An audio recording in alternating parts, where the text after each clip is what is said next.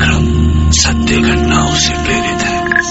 जिनके साथ ये घटनाएं घटी उसकी वास्तविकता उन्हीं तक सीमित है। भूत प्रेतों और अपसामान्य विषयों के होने पर चैनल कोई दावा नहीं करता और न ही प्रोत्साहन करता है। बस एक दावा करता है और वो है डर।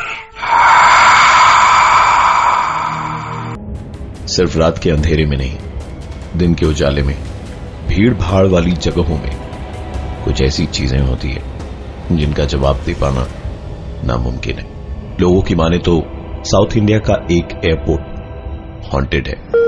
यात्रीगण कृपया ध्यान दें, फ्लाइट नंबर AE 162 अब प्रस्थान के लिए तैयार है। नवीन पेशे से एक टीवी जर्नलिस्ट है और खबर की सच्चाई तक पहुंचना उसकी आदत।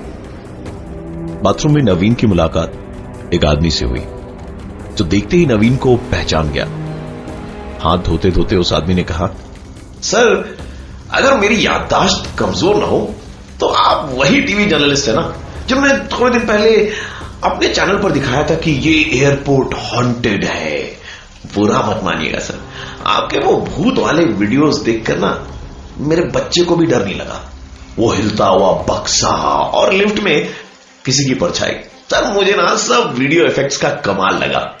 नवीन ने गहरी सांस ली और फिर कहा, बेशक आपने जो देखा वो वीडियो इफेक्ट्स का ही कमाल था, क्योंकि उस रात जब मेरे साथ इस एयरपोर्ट पर वो घटनाएं हुई तो मैं उन्हें रिकॉर्ड करने की हालत में नहीं था। नवीन हाथ धोकर वेटिंग लाउंज में जाकर बैठा ही था कि भाई साहब उनके बगल में जा बैठे और बोले, सर अगर आपके पास वक्त हो तो जरा हमें भी बताइए कि आपने देखा क्या था। वैसे भी हमारी और आपकी एक ही फ्लाइट है, अभी 1.5 घंटे बाकी है हमारे ख्याल से। अपने को पैसेंजर की बातें सुन नवीन ने उसे बताना शुरू किया। मैं उस दिन बाथरूम में था कि मैं वॉश बेसिन में अपने हाथ धो रहा था। मैंने एक आवाज सुनी। ये टॉयलेट के अंदर से फ्लश की आवाज थी। मैंने शीशे में देखा कि बाथरूम का दरवाजा खोला और अपने आप बंद हो गया और बाथरूम के अंदर से कोई भी बाहर नहीं निकला। मैंने आगे बढ़कर उस बाथरूम के दरवाजे को बाहर से अंदर की तरफ धकेला। दरवाजा पूरा खुला और मैंने देखा कि अंदर कोई नहीं था। उसी वक्त किसी ने दरवाजे को अंदर से बाहर की तरफ धक्का दिया। इस घटना के तुरंत बाद मैं बाहर आकर यहीं इसी सीट पर शायद वेटिंग लाउंज में बैठा ही था और अंदर घटी सारी घटना के बारे में सोच रहा था कि अचानक एक लड़की चीखती चिल्लाती हुई मेरे सामने से गुजरी। मैं पीछे की तरफ पलटा ये देखने के लिए कि उसके पीछे कौन है, तो वही लड़की फिर चिल्लाते हुए मेरे बगल से गुजर गई। नवीन एक टीवी जर्नलिस्ट है जिसने कुछ दिन पहले एक रिपोर्ट कवर करी थी इस एयरपोर्ट के हॉन्टेड होने को लेकर और इसी एयरपोर्ट के वेटिंग लाउंज में वो अपने साथ घटी घटनाओं के बारे में बता रहा था एक ऐसे इंसान को जिसके अनुसार नवीन साहब की ये सारी रिपोर्ट सरासर गलत थी। नवीन ने आगे बताना शुरू किया। बाथरूम से बाहर निकलकर मैं अपनी सीट पर बैठा ही था कि एक लड़की मेरे बगल से चीखती हुई निकली। मैंने पलटकर देखा तो वही लड़की चीखती हुई मेरे बगल से दोबारा गुजरी। मेरे अगल बगल जितने भी पैसेंजर्स थे उनका कोई रिएक्शन ही नहीं था, जिसका मतलब साफ था कि जो चीज मैंने देखी वो किसी और ने नहीं देखी। मैं दिन भर का थका हुआ था और मेरी फ्लाइट करीबन 2.5 घंटे लेट थी, इसलिए मुझे हल्की हल्की नींद भी आ रही थी। जैसे ही मेरी आंख लगी मैंने मेरे कानों में एक आवाज सुनी, इस विमान में इमरजेंसी के दौरान 2 द्वार है, गेट नंबर 8 और गेट नंबर 8। मेरी नींद टूट चुकी थी।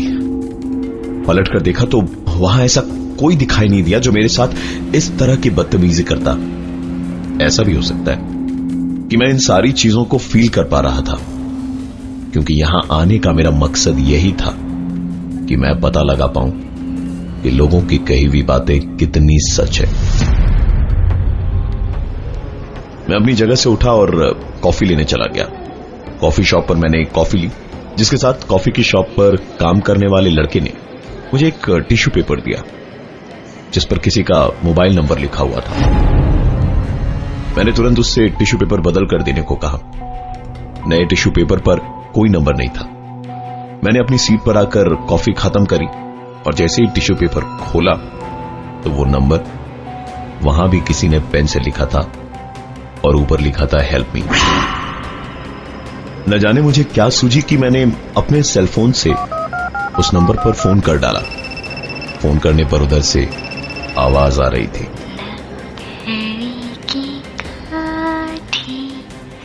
ये आवाज मैं अपने फोन पर तो सुन पा रहा था, पर ऐसा लग रहा था जैसे फोन कहीं अगल बगल ही बज रहा हो, क्योंकि फोन को कान से हटाने पर भी आवाज मैं साफ साफ सुन पा रहा था। मैंने उस आवाज को फॉलो किया तो पता चला कि आवाज सामने रखे डस्टबिन से आ रही थी। शायद फोन वहीं पर हो। मैं डस्टबिन के अंदर झांकने को जैसे ही झुका कि किसी ने पीछे से मेरे कंधे पर हाथ रखा।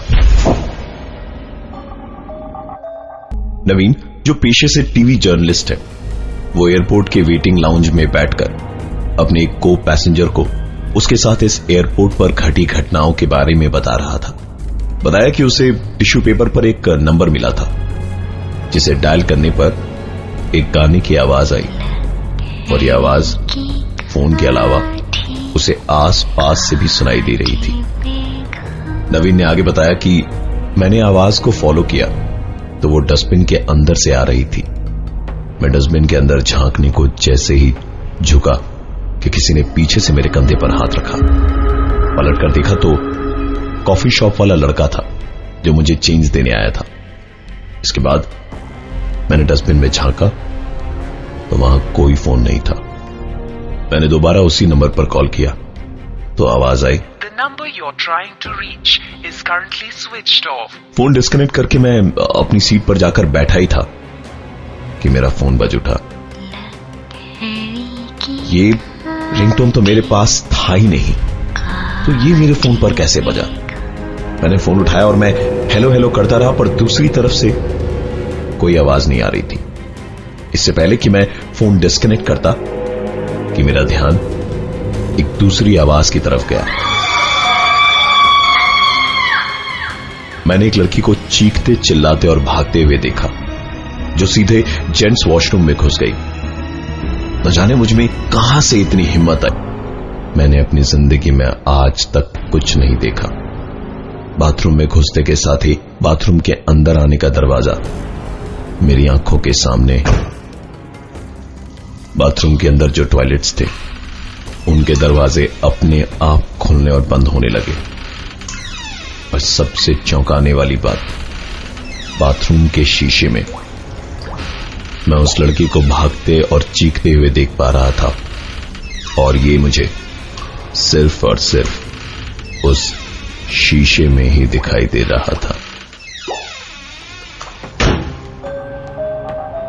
नवीन, जो पेशे से टीवी जर्नलिस्ट है, वो इस एयरपोर्ट के वेटिंग लाउंज में अपने साथी पैसेंजर को इस एयरपोर्ट पर उसके साथ घटे हादसों के बारे में बता रहा था।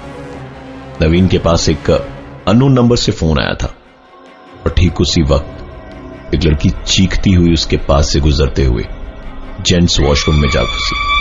नवीन भी उसके पीछे पीछे भागा तो वॉशरूम में घुसते के साथ ही बाहर निकलने का दरवाजा बंद हो गया, जो नवीन की कई कोशिशों के बाद भी खुला नहीं। अंदर आईने में वही लड़की चीखती भागती नजर आ रही थी। टॉयलेट का दरवाजा अपने आप खुल और बंद हो रहा था। नवीन ने हेल्पलाइन पर फोन लगाने के लिए फोन निकाला तो देखा कॉल तब भी चालू था। उसने जैसे ही फोन लाइन डिस्कनेक्ट करी तो उस लड़की का चीखना चिल्लाना, टॉयलेट के दरवाजे का खुलना बंद होना सब रुक गया और वॉशरूम का मेन गेट भी अपने आप खुल गया।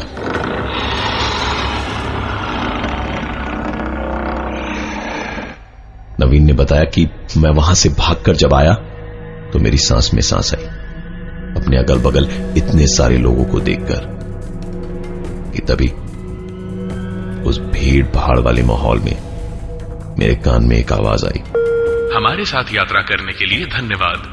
आशा करते हैं आपकी यात्रा सुखद रही। आप हमें दोबारा सेवा का मौका देंगे। धन्यवाद। मैंने पलट कर देखा तो एक टिपिकल हॉरर स्टोरी की तरह वहां कोई नहीं था।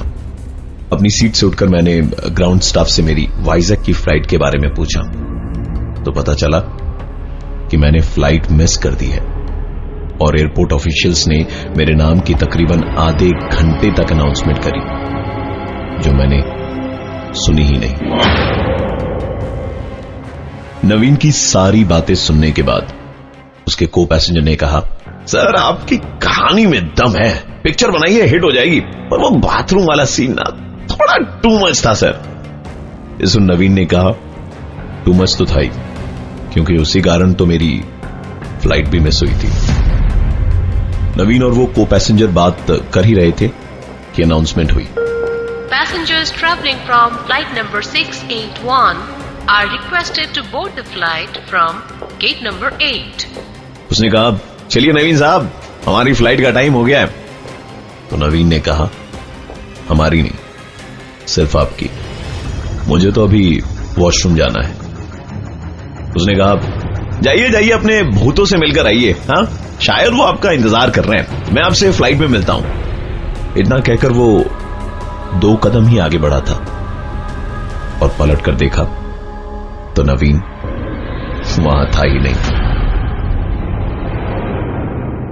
दरअसल उस एयरपोर्ट के हॉन्टेड होने की खबर को कवर करने के 1 वीक बाद नवीन की अचानक ही मौत हो गई। उस एयरपोर्ट से ट्रैवल कर चुके कई और पैसेंजर्स का कहना है कि उन्होंने नवीन नाम के एक जर्नलिस्ट को उस एयरपोर्ट पर देखा है और उससे बातें भी करी है। मैं हूं प्रवीण और ये थी आज की एक कहानी ऐसी भी। शायद नवीन अब आपका इंतजार कर रहा है।